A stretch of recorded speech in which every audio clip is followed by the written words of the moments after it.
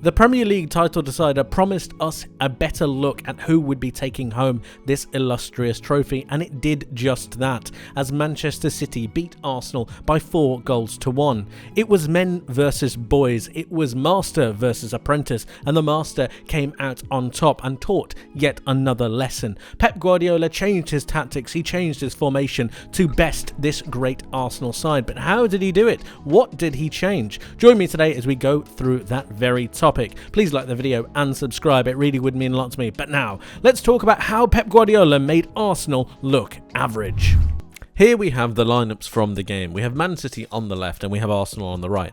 And now, just from a starting 11 point of view, this Arsenal 11 is pretty much as strong as you can get. Yes, you could have Rob Holding move out for William Saliba, but generally, this is how Arsenal want to play, and Mikel Arteta did not make any changes. I think Trossard could have been an option, just as a bit of an X factor, but generally the system in the way they play is going to stay the same. And that is bold, it's brave, but it's also commendable, because he believes in the system that he's taught his players, and he believes in the way that they should be playing. They started out with a 4-3-3, which then transitioned into that 3-2-4-1 almost, allowing Odegaard and Xhaka to go forwards. Zinchenko comes into midfield, Gabriel, Holding and White come across as a main back three. Partey and Zinchenko really do hold almost as a double pivot, and it allows Odegaard and Xhaka to have the freedom of the park to be able to move about as they so please. Martinelli and Saka hold the width, and that's where Arsenal get a lot of their dominance in midfield.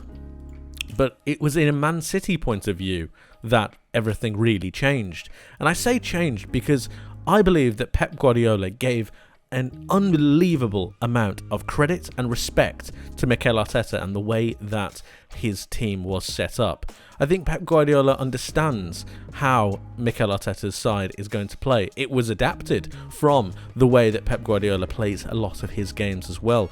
He had his right back coming into midfield. It was John Stones for a long period of time. So he understands what it means and how he can benefit, or how Mikel Arteta's side can benefit from an extra midfielder to allow them to go forwards and to unlock the likes of Odegaard and Granit Xhaka. So Pep Guardiola had the respect to change what he wanted to do. He needed to respect the way that Arsenal played, and that meant changing his philosophy and changing the way that he wanted to play. And that meant that he changed to a 4-3-3, but it wasn't a 4-3-3. What ended up happening was, when Man City were out of possession, and to be honest, when they were in possession as well, what Man City set up with was they moved De Bruyne into a central attacking midfield position, and he very much stayed there. He linked with Haaland so many occasions. They were so close together all of the time. And it meant that Gundogan and Rodri ended up playing in almost a double midfield pivot position. We don't normally see this from Pep Guardiola all too much, not anymore anyway. We might have done a couple of years ago, but generally he doesn't play this. Akanji was a solid left back and Walker was a solid right back. There were no overlapping runs. They did not really pass the halfway line. They didn't want to go forwards. They didn't want to go out and leave the space in behind. That was left for Jack Grealish and Bernardo Silva to start the pressing. And then you had the likes of De Bruyne and Haaland really going on to the likes of Partey, Zinchenko and Gabriel. But what ended up happening from a defensive point of view was that Gundogan and Rodri were just sitting. They were sifting and shuffling across whenever they needed to. And this meant that when Arsenal had the ball, Bernardo Silva came inside and so did Jack Grealish. And it created this that I'm going to show you right now. It created this in midfield, and Arsenal just could not deal with this. The way that Arsenal play football and the way that they like to dictate a game is they like to flood the midfield themselves. I said flood. They like to flood the midfield themselves and then play through.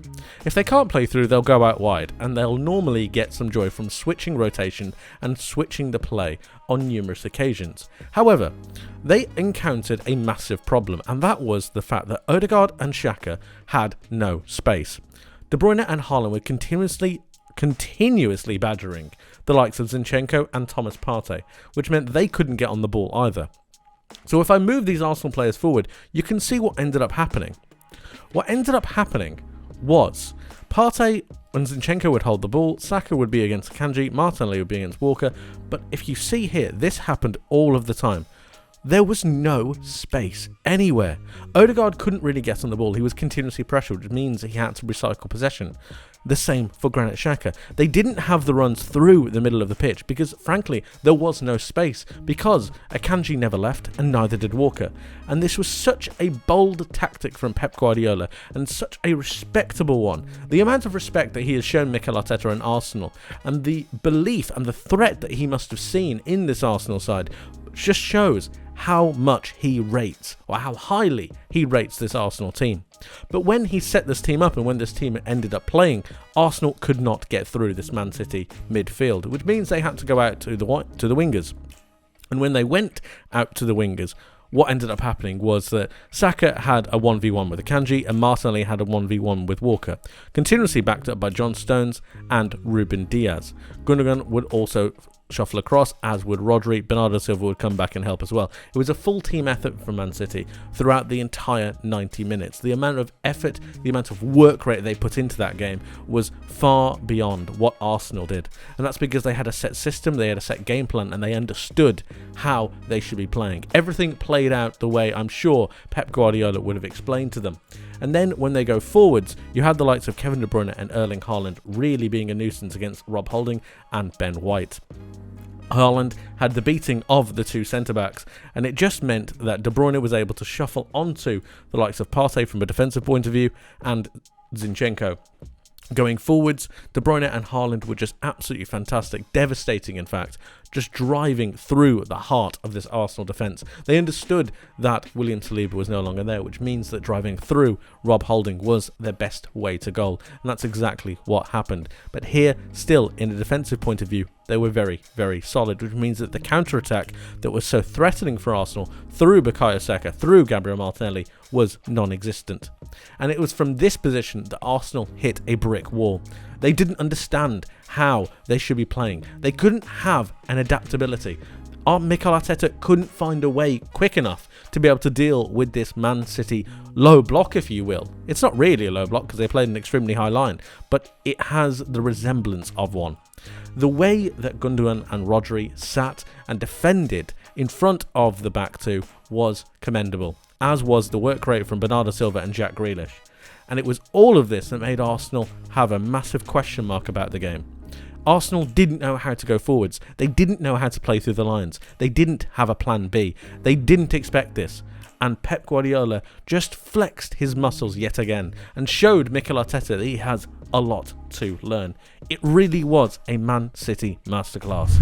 That's it for today, guys. Thank you ever so much for watching. I hope you enjoyed. If you did, please leave the video with a like and subscribe if you haven't for more content like this coming very soon. Make sure you hit that notification bell as well. You don't want to miss what's coming up in the near future, and let me know your thoughts in the comment section below on the game itself. How did you think it played out, and do you think the title is all done and dusted? I would love to hear from you, so please do get in touch. Like I said, that's it from me for today, so thank you ever so much for watching. I hope you have a wonderful rest of your day, and I hope you have a wonderful rest of your week, and I hope to see you in the next one. But until then, my friends, take care of yourselves, and bye-bye.